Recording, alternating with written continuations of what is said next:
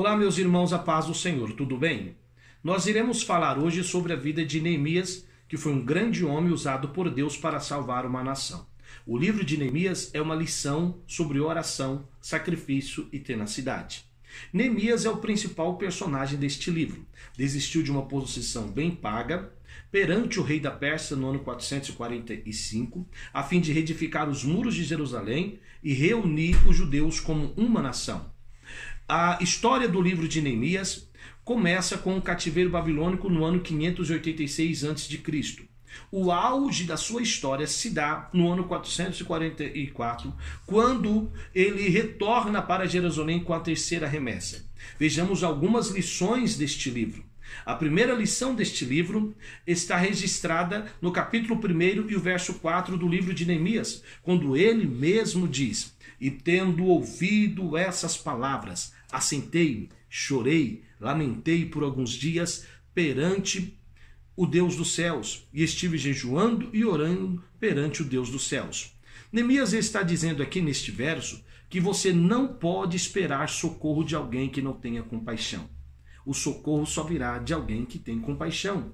Compaixão é o ato de sentir o que outra pessoa está sentindo. Um exemplo claro: Jesus, na multiplicação dos pães e dos peixes, ele pregou, ensinou uma multidão durante alguns dias.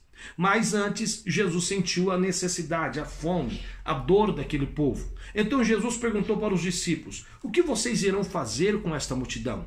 Como irão alimentar esta multidão?" Os discípulos, vendo a grandiosidade do problema e a pequenez para resolver o problema, os discípulos então disseram: "É melhor mandar embora, porque nem 200 dinheiros será suficiente para alimentar essa multidão." Mas Jesus, que tem compaixão, fez alguma coisa. Quem tem compaixão consegue ajudar. Quem tem compaixão consegue chorar. Quem tem compaixão consegue jejuar, consegue orar, consegue suplicar, consegue pedir a Deus um socorro por alguém, uma resposta. Saiba de uma coisa: Deus vai colocar no seu caminho, Deus vai colocar na sua direção alguém que tenha compaixão por você, alguém que sinta o que você está sentindo, alguém que consiga compreender você e a sua vida. Você não está sozinho. Deus, através do Espírito Santo, está conosco. E o Espírito Santo, na pessoa de Jesus, tem compaixão por você. Então saiba que Jesus, o Espírito Santo e Deus, tendo compaixão por você, você não estará sozinho e o socorro de Deus virá para você. Temos uma segunda lição também na vida de Neemias para você, que a oração tem o poder de mudar sentenças. Quando Neemias ouve de Acalias que o povo está em miséria, que o povo está em necessidade, ele se encontra no mês de Quisleu. E a Bíblia vai dizer que ele se apresenta perante o rei no mês de Nissan. Isso dá um intervalo de 4 meses. E a Bíblia diz que desde quando ele ouviu essas palavras, capítulo 1 e o verso 5, ele se pôs em oração. Ou seja, ele começa orando no mês de Quisleu e termina orando no mês de Nissan. 4 meses de oração por um propósito. E qual era o propósito? Que Deus mudasse o coração do rei quando Neemias conversasse com o rei. Que o rei pudesse liberar Neemias para que Neemias pudesse ir para Jerusalém, para restaurar Judá. Neemias sabia que era uma tarefa difícil. Por quê? Porque Neemias era o responsável pela proteção do rei. Neemias era o responsável pela fortaleza em Suzã. Neemias era o responsável pela casa de descanso do rei. Ali o rei estaria protegido, ali o rei estaria seguro, porque a vida do rei estava nas mãos de Neemias. Como poderia o rei agora liberar Neemias? Sendo se o rei liberasse Neemias, o rei estaria desprotegido. Não havia quem protegesse humanamente dizendo o rei. O rei jamais, em hipótese alguma, iria liberar Neemias.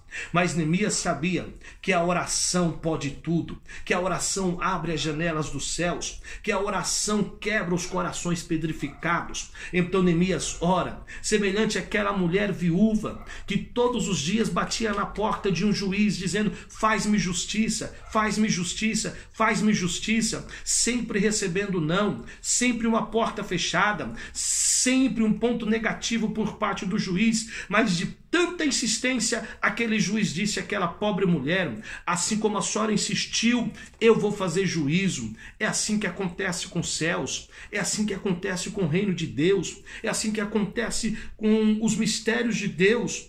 Ore um dia, ore 2 dias, ore 3 dias, ore 4 dias. Vai orando enquanto a resposta não vier. Vai orando enquanto a resposta não vem. Enquanto o socorro não vem. Enquanto Deus não der um brado de vitória, não largue a sua posição de oração. Não largue a sua posição de jejum. Não largue a sua posição de louvor. Não largue a sua posição de adoração. Porque o que o adversário quer é que na primeira luta você desista. É que no primeiro silêncio você se cale. É que no primeiro clamor que não há resposta, você se desespere. Mas a palavra de Deus para você é essa: enquanto não tiver resposta da sua oração, não desista, porque a oração tem o poder de mudar as sentenças. A terceira lição que aprendemos nesse texto é que, ainda que você queira, não pare. Ainda que está sendo convidado para parar, não pare. A Bíblia diz que quando Neemias chegou ali e começou a edificar os muros, os seus inimigos começaram a observar: Neemias está trabalhando, vamos armar uma emboscada, vamos chamar ele para a floresta. Então Sanbalate, Tobias e Gesem mandaram mensageiros dizendo: venha ter conosco, venha se alegrar conosco, venha fazer festa conosco. Aí Neemias então responde a Tobias, a Gesem e a Sanbalate. Ele diz assim: estou fazendo uma grande obra, de modo que não poderei descer. Por que cessaria a obra? Ele pergunta. Por que pararia a obra enquanto eu deixasse e fosse ter convosco? Ou seja, ele está se perguntando: parar, eu até posso parar. Dar uma pausa, eu até posso. Mas por que eu vou parar? Qual é a verdadeira necessidade de parar? Se eu tenho uma obra para fazer, se eu tenho um Deus que está comigo. A palavra de Deus para você é essa: ainda que as lutas te convidem para parar, o desânimo te convide para parar, o adversário te convide para parar, ainda que as adversidades te convidem para parar, não pare. Você tem a opção de continuar. Por que pararia a obra se há um Deus forte contigo? Por que pararia a obra se há um Deus que vai à tua frente? Por que pararia a obra se há um Deus que conserta tudo diante de você, coloca os rios no ermo, que estabelece o ponto de vitória, o ponto exato para você? Não pare, ainda que você foi convidado para parar. E em quarto e último lugar, observe o segredo da vitória de Neemias. Está registrado no capítulo 2 e o versículo 18. Ele mesmo declara dizendo: e lhes declarei como a boa mão do meu Deus estivera comigo.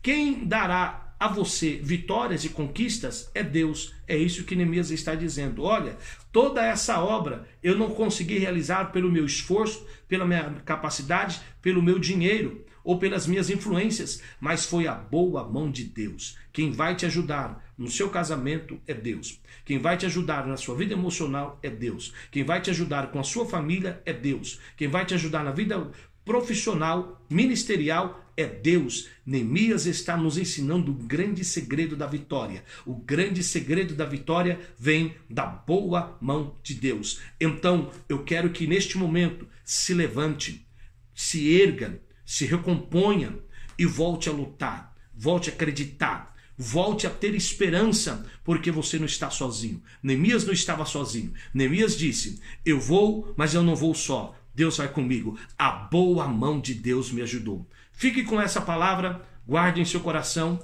Não se esqueça de se inscrever no canal, de compartilhar, de comentar, porque muitas outras pessoas podem ser alcançadas por essa palavra e ser abençoadas em nome de Jesus. Um forte abraço.